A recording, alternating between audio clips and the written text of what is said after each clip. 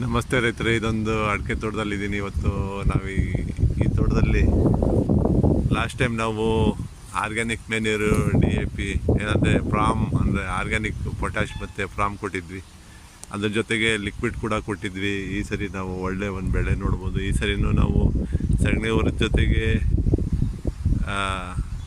ಬೇರೆ ಪೋಷಕಾಂಶ ಎಲ್ಲ ಕೊಟ್ಟಿದ್ವಿ. ಸುಮಾರು 3, 4, 5, 6 ಕುಂಚಿಕೆವರೆಗೂ ಎಲ್ಲ ಕಡೆನೂ ಒಂದು ಸಮನಾಗಿದೆ.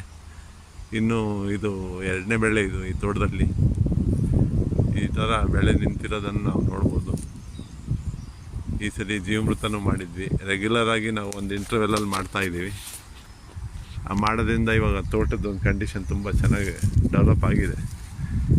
ಕಾರ್ಬನ್ ಸಾಯಿಲ್ ಕೂಡ ನಾವು ಇದರೊಳಗೆ ಯಾವ್ದು ಕಲ್ಟಿವೇಷನ್ ಕೂಡ ಮಾಡಲ್ಲ. ನಾವು ಈ ಹುಲ್ಲು ಇದೇ ಹೊಲಕ್ಕೆ ನಾವು ವೀಟ್ ಕಟ್ರ್ ಮುಖಾಂತರ ಬೆರೆಸಿ ಮಿಕ್ಸಿಯಾಗಿ ಮಾಡ್ತೀವಿ. ಈ ಟೈಪ್ ರಿಸಲ್ಟ್ ಇದೆ. ಬೇರೆ ರೈತರು ಕೂಡ ತಮ್ಮ ತೋಟಗಳನ್ನು ಡೆವಲಪ್ ಮಾಡ್ಕೊಂಡು ಒಳ್ಳೆ ಒಂದು ಬೆಳೆ ಮಾಡ್ಬೋದು ಅಂತ ಹೇಳ್ತಾ ಇದ್ದೀನಿ.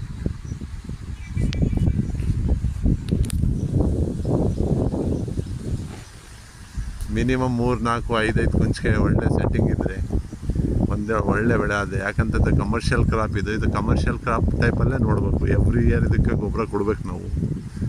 ಎವ್ರಿ ಇಯರ್ ನಾವು ಇದಕ್ಕೆ ಜೀವಾಮೃತ ಮತ್ತು ಬ್ಯಾಕ್ಟೀರಿಯಲ್ ಬೇಸಲ್ಲಿ ಮತ್ತು ಮೈಕ್ರೋ ನ್ಯೂಟ್ರಿಯೆಂಟ್ಸು ಪೂರೈಕೆ ಮಾಡಿದಾಗ ನಾವು ಒಂದು ಒಳ್ಳೆ ಬೆಳೆ ನೋಡ್ಬೋದು. ಈ ಟೈಪ್ ಲಾಸ್ಟ್ ಟೈಮ್ ಕೂಡ ಇದರೊಳಗೆ ಒಳ್ಳೆ ಬೆಳೆ ಇತ್ತು. ಈ ಟೈಮ್ ಕೂಡ ಇದರೊಳಗೆ ಒಳ್ಳೆ ಬೆಳೆ ಇದೆ.